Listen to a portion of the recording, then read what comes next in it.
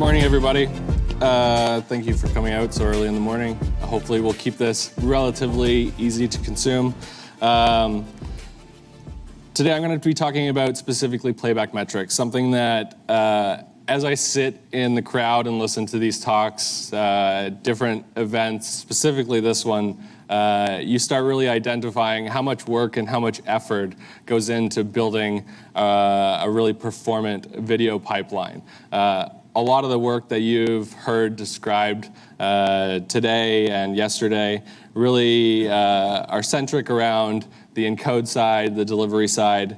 But at the end of the day, if you're not delivering quality playback experiences, you're kind of stepping on everybody else's high quality work, and not being able to identify some of these issues is a big problem. So, as mentioned, my name is Matt Fisher. I'm part of the video playback team at Vimeo, and so at Vimeo we really care about playback metrics. We care about them for a couple reasons. They provide insight at a high level, and that insight can be internally facing or it can be externally facing to your customer. They've been a very important tool to allow us to get a solid understanding of what's going on at any given time. But playback metrics allocation and analysis comes with a lot of gotchas. You spend enough time working with it, and you can understand that using playback metrics can be extremely frustrating, because when it works very well. And when it doesn't work, it's extremely mind-numbing because it can seem like a black hole. Every company that I've talked to and discussed playback metrics with does it different. And we'll describe some of the intricacies and complexities that come with that throughout this presentation. So, from a high level, especially those who are relatively new to the idea of playback metrics, I'll quickly run down over I'll quickly give an overview of the current state, at least from my perspective. As an engineer, especially working in the video realm, there's a lot of standards for things. There's a lot of documents that you can easily obtain that'll help dictate the way you should probably be doing things, at least from a standards compliancy perspective. This is not necessarily the case with playback metrics. Because of that, you generally don't have an understanding out of the gate exactly what you want to track. And even when you start tracking things, you'll quickly notice that you'll be storing an insane amount of data. And without reason, that data storage can be extremely expensive and unwieldy. Even if you store the data, it's the next problem is really finding out how to utilize that data. And again, this kind of goes back to the idea of making that data viable and logging it with a good reason. This is a really important part of it, I feel, in terms of validating the reason for logging this data, but also some of the actions that can be taken after reviewing it. So after all of this, if you're new to this, the realistic question is, what options are available to me? And there are options available to you. Many great third-party companies deal specifically in this realm, and for good reason, because a lot of these questions don't have refined, solid answers. So on the note of standards, I did say that there are no standards around this, and although that is true right now, we're moving into a realm where that won't be true. And currently, in the works, there is an OTT-QoE standardization.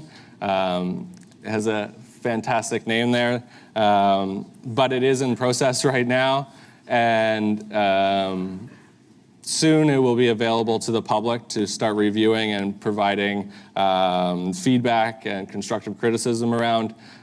This is really important because although this standard will not get you to exactly where you need to be, it creates a common ground. And that common ground could be not only shared between companies or discussions like this, where everybody could be on the same wavelength, but it could also yield benefit internally as well. When product teams, engineering teams have a solid and level playing field, everybody's understanding each other. Talking about rebuffer ratios or startup times, depending who you're talking to and how they're calculated, are different all the time. So the standardization, I think, is a great move, and it's something that I feel could really benefit this space. So in at least the realm of web video, we have a media event specification that you can utilize events straight off the video element in this case. A lot of that you could track directly, right? Play requests, seeking, ended events, things like that. But in reality, it's not enough to get in-depth insight into the state of playback.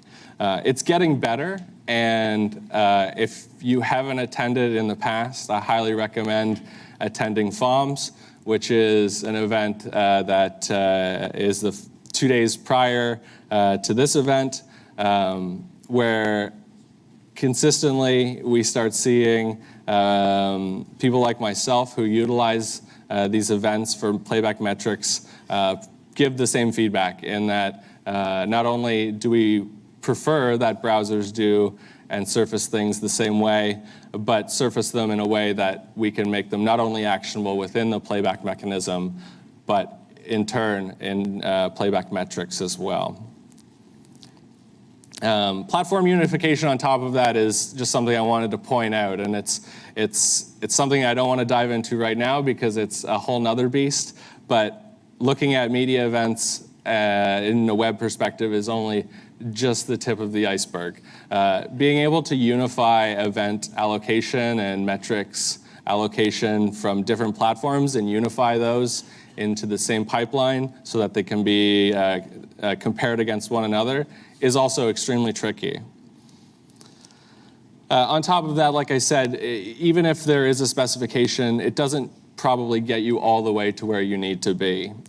Your business, your platform, your circumstance is going to dictate that you want to allocate information about more specific things that are important to you.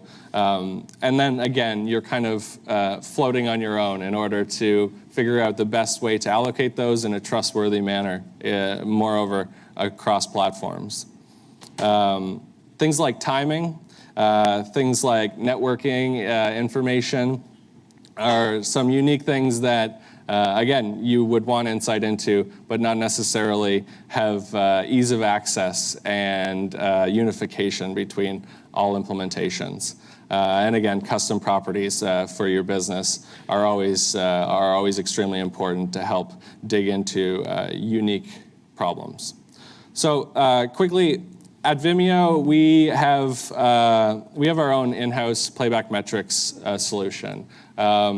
We decided doing this over third-party solutions as it allows us a little more granularity and control over the data, and more importantly, gives us the ability to do what we want with the data in terms of tooling, which I'll touch on more in this presentation. The problem, though, is that we have a constantly evolving player code base. That is not only the playback logic, but also A/B tests, manipulation of how we allocate specific properties for metrics.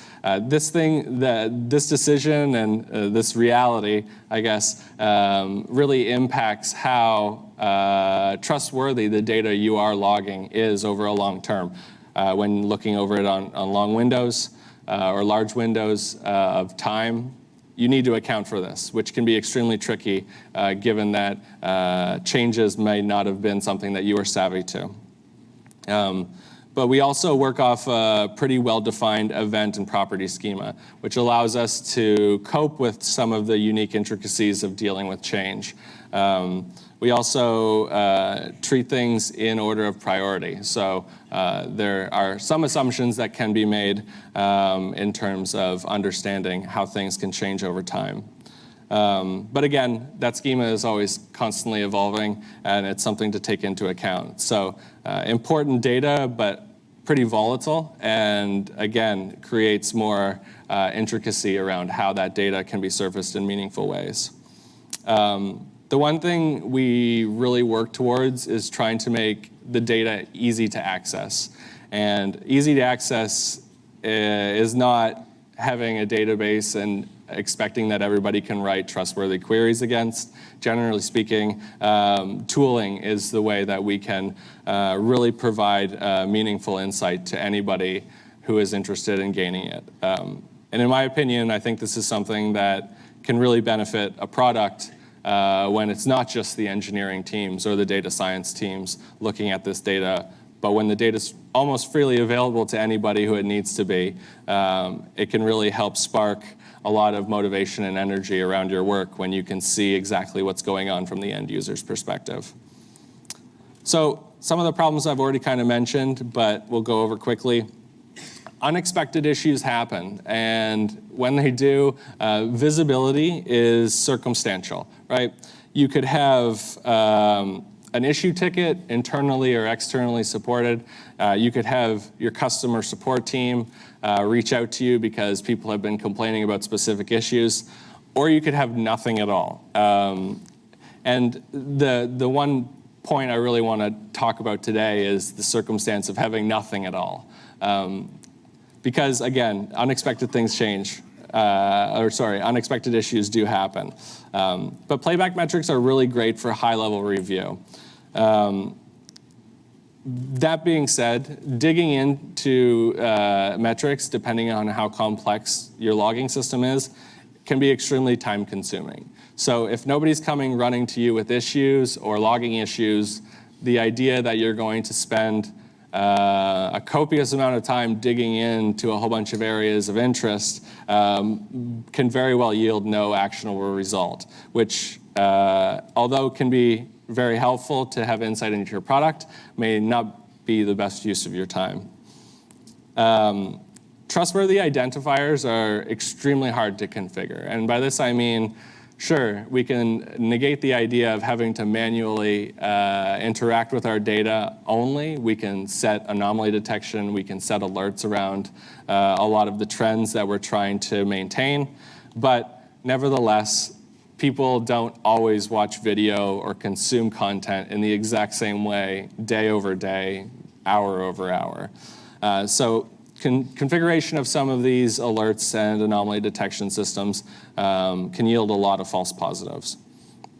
And because there's just many levels to review, and depending on how complex your system is, it can be better or worse in some circumstances. Our circumstance is pretty unique, but not overly unique, probably familiar to some people, in that we are delivering live, we're delivering VOD. We're doing this over HLS dash progressive. We have a multi-CDN architecture. You can break things down by geolocation, ISP, platform, device. All of these things need to be taken into account because they will yield differences in the data. And looking at them all at once can easily hide some core issues that are extremely important to be savvy to. So the typical flow kind of looks like this, and it's a structure that's very familiar to everybody around here, but hopefully it puts this into perspective. An issue comes in at the very top, and something that could be surfaced from customer support where somebody's having a bad experience. We can look up that experience and maybe break it down by delivery type, right? And depending on what we find, we might have to break that down by different CDNs or different circumstances that the product yields. And maybe we might find the right case. That is a very time-heavy methodology in terms of digging into data. But in reality, it's sometimes the best option that you have. The one thing that I try to do when I'm digging into this data is think of it in a pattern more like this. where I can lay out as much criteria that is available to me up front before I even start looking at the data, understand what take into account what I understand of the platform and the intricacies of our pipeline, and then hopefully be able to target a path that yields success on a single track. That is ultimately the best case scenario, but again, not necessarily something that's always going to be reality. So here's a quick example. It's something that actually happened quite recently, and it's not unique by any matter, but as I was putting together the slides, this actually happened. So looking at this graph, this is a graph of playback errors. And it's a very high-level view, and this window we're looking at is pretty much like a 10-minute window. Anomaly detection and alerting around these trends fired off, and when we went to look at the data, you can see the elevated rate, and you can see that after the elevated rate occurred, it did sustain itself at a higher rate. I'm not showing numbers in these slides just to simplify simplify my breakdown of this, but realistically, this was not an extremely high rate. This was noticeable, it was caught by alerting, but at the end of the day, a lot of important things are going on, and you need to make that kind of executive decision. Am I going to spend time digging into this? And if I do find a solution to this, what does that potentially yield in terms of benefit to the platform? So this really comes into understanding, again, the intricacies of your platform. Having seen things like this in the past, my first idea of breaking this down was specifically looking at the identifiers of the video. So breaking down by video ID quickly yields a graph like this. And all of a sudden, I can breathe a little bit easier in knowing, okay, one video is having a horrible problem, right? Which also raises a ton of other questions, right? Did a deploy just go out? Is somebody misusing the content? Are we having delivery issues? Did our segments not on the edge? Did the transcode process fail? What could this be? This could easily be misreporting as well. And knowing all of that, again, we can break this down and identify when I broke it down by refer, we can easily see that, oh, this is all coming from one embed, from one video, and because I have the information now, I can go see exactly what happened. So within the span of 3 minutes, I was already on this user's website viewing their very unique implementation of our player with our Playback API that had a very unique infinite loop that would continue logging errors like this as long as somebody had the page open. And you can kind of see by the initial spike, the developer probably put it together, did some initial tests, and let it saturate publicly, and henceforth we had the ongoing rate. So again, a single occurrence, one customer's bad implementation, we can proactively reach out now and say, hey, we can now help you and fix your issue and make sure that you're meeting your expectations with our platform. But spending hours digging into this issue may not be the best use of time. So contributors to quick resolution around identifying errors or anomalies and using playback metrics to debug them. Understanding product impact, again, is extremely important. Everybody's circumstance is different. We have our own unique circumstance in that we have a playback mechanism that allows a lot of customer control over. And again, as I've outlined, our delivery pipeline expands over live, VOD, and different delivery types as well. So, again, in the example I showed, it kind of shows the difference of treating things on and off-site different. We're a very embed-heavy platform, so different configurations can yield different results in the metrics.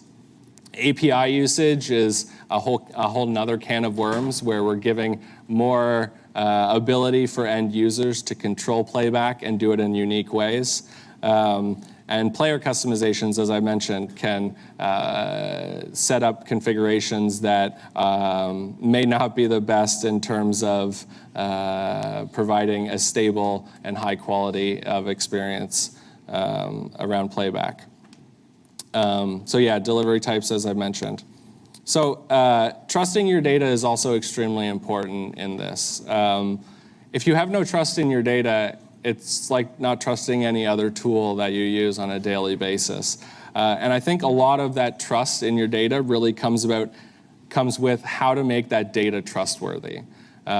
You can do unique things like try to avoid logging sessions that you've identified to be not logging properly. We choose not to do this. As you saw in that example, that was misuse around an embed implementation of our player. But in reality, we should be more resilient to that from our Playback API perspective. So this was kind of a two-pronged solution to this, in that we can now go back and make our API better and more resilient to these issues, maybe surface warnings in the console to end users if we can identify patterns like this. And we can also go back to the customer and help them fix that issue and have a better result online.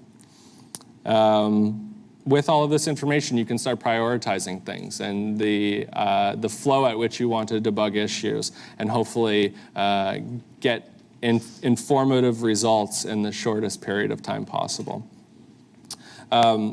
So again, time is of top concern. I'm an engineer. I'm not a data scientist. I don't spend all my days every day looking at the data. I treat it as a tool, and I hope everybody else in the industry can utilize it as a tool as well. But if you're not looking at it all the time, alerts aren't going to catch everything. Being able to detect and resolve issues in the shortest period of time is generally the most optimal solution possible. But false positives, again, are extremely are a huge time suck as well, because when false positives go off, you can spend the time and try to confirm or deny it, but generally speaking, you're going to kind of classify that as a waste of time. Misreporting is almost just as important as false positives. We're logging things from the client side, which is extremely volatile. It's different platforms, different circumstances. It could yield results in your metrics that aren't necessarily informative and can skew your perspective as to what is actually happening. And over-reliance is extremely important too. I'm a big fanboy of playback metrics. I think they're extremely helpful, but understanding all of these edge cases sometimes makes you double check yourself and understand that you need to cross-reference things, because over-reliance on just that one tool, again, can put you in a circumstance where you're not being as informed as possible. And also understanding the limitations of what you can and can't do with playback metrics is extremely important, because it'll set the limitations of what tools you need to use when and where. So here's another simple example where this is a breakdown of scored CDN quality of experience with a multi-CDN architecture. Generally speaking, you would hope that all lines would be on a similar plane, and you would hope that they would show similar trends. But looking at this graph here, you can see that one is continually falling away. Realistically, at least in our circumstance, we want to be a little bit precautionary with anomaly detection and alerts. So by the time we get to about this arrow is when it probably gets surfaced in a notification to somebody that should be looking into it. And we'll ignore this little guy over here for this, but I think this is a great example of understanding that this could be just misreporting or skewed data collection. and it quickly recovered right after it happened. So we're really focusing on this one dropout down at the bottom here. CDN performance is a unique one because it's very easy to just go to your vendor and say, hey, something's up. Like, something's not working. The CDN is not delivering properly. But looking at that from a very high level, you're going in and providing that feedback with very little criteria, which in turn, somebody will need to obtain to probably fix the issue. This very well could be an underlying issue that isn't related to the CDN as well. And creating that communication pipeline, again, is just extending the amount of time until finding a proper resolution. So CDN review can really hide performance issues depending on delivery types, the regions that are actually being impacted, or whether this is a global issue, and specific content that is being delivered in these circumstances. So again, utilizing secondary resources for validation is extremely important. So the more tools you have and the more ways that you understand how to connect them, the more meaningful feedback that you can probably obtain. And quick fix versus long-term fix is extremely important to think about as well, in terms of you can be you can have heavy reaction to trends like this, where you could just say, okay, that CDN looks like it's underperforming. Let's route more traffic to a different CDN. And although that will fix the issue, hopefully, over the short term, you've really just put a Band-Aid over a potential larger issue that you might just be ignoring, right? So really understanding what kind of decision you want to make up front. Is the data in that decline enough for you to continue debugging while you do a temporary fix? Maybe, maybe not, but understanding that is extremely important. That graph I just showed in terms of CDN quality of experience decay is based off of scored metrics, like a score of the session. There's pros and cons to this, in my opinion. Some of the cons are that there's no standardized formula in terms of how you can grade a playback session. Formulas can misinterpret quality of experience. Your formula might be different than mine and may work better than mine. That's relative to the circumstance that it's put in, but needs to be taken into account. And they can hide low-level issues like I've discussed from the CDN perspective. From a pro side, overview of system health at a glance can be obtained extremely quickly. It's very easily monitored to look at a single metric like that, and it can be used in breakdowns as well. So an example of breakdowns is this visualization here, where there was a suspect edge in a specific CDN vendor that we were digging into, and looking at playback scores for that specific delivery point, and we can easily start seeing some hotspots, as you can see right here. So again, this doesn't really answer any specific questions, but it really can start leading me down a path where hopefully I could obtain those issues. But again, is it worth digging into this? Is it not? Again, very circumstantial and worth considering. But this query to look at this perspective is extremely simple, right? We're just looking at a specific delivery endpoint and showing playback sessions that had a score lower than X. Here's my last example, in that we had an issue in a unique circumstance that revolved around rebuffering in live. This graph kind of explains that we can see this huge shift. It's extremely evident. And this breakdown is specifically in 2 different live streams compared against each other that were seemingly similar but not. And you can see at the start of this graph that the lines were much closer together and the trends were aligned, and then it continually grew further apart. By taking that and utilizing tools like this, which is an image that doesn't look like it's scaling very well, but nevertheless, internal tools that we've built to look at granular data down to the session level, we can start taking sessions that have been grouped in the experience that is showing the higher rebuffer rate and start looking at trends. And in our case, after looking at the trends, we identified that we were having segment availability issues on delivery in very, very specific circumstances of our live pipeline. So to be able to do that, we could identify the issue through the metrics. We could understand the impact to the end user and what circumstances dictated that. And we could break it down into a session level to see that and identify that between different sessions. And we really wouldn't be able to do that easily without unique tooling around our playback metrics, which is extremely important, but very, very hard to find off-the-shelf solutions for these problems. So we could resolve the issue once we had all the criteria laid out, and we could fix the issue. So just to recap some of the things that I've touched on today, playback metrics can be extremely useful as a tool, but understanding the circumstance that you're in and your platform and your business is in is extremely important to make them extremely useful.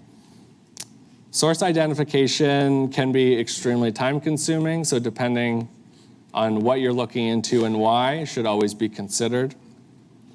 High-level monitoring only provides a very small window into the actual status of an intricate system like a video pipeline. But understanding the ecosystem is key, right? I primarily work in playback, and understanding everything that has to work in order for my job to be completed is extremely important, because if there's an issue down in the pipe, it's going to end up yielding itself in playback metrics. So in terms of next steps, at least for me, and some recommended next steps for everybody else interested in this, better feedback loops for for manual and automated review are always something we're trying to better ourselves with. And I think we learn a lot from previous interactions with our data. There's no guidebook to really tell us what to do out of the gate. So learning every step of the way is extremely important. Minimizing false positives is always the challenge. As we grow more data and make more complex video systems, this becomes harder and harder. Avoiding overcomplicating metrics is extremely important as well. We can log everything, but there's no reason to do that. And it can become more complicated and more time-consuming when you overcomplicate things and potentially hide more issues. Internal tooling is extremely important, as I mentioned already, and availability to the data so other people can build tools to solve their problems is extremely helpful. Again, as I mentioned, there's a specification in the works for this that should be publicly available soon. The GitHub link is there. I don't think it's posted there yet, but you should bookmark it. So when it does come online, if you're interested, take a look at it, provide comments. Again, I think this is going to really lay out a much more solid foundation for people to come together on these things and identify how playback metrics can be of benefit to their product. That's it. Thank you.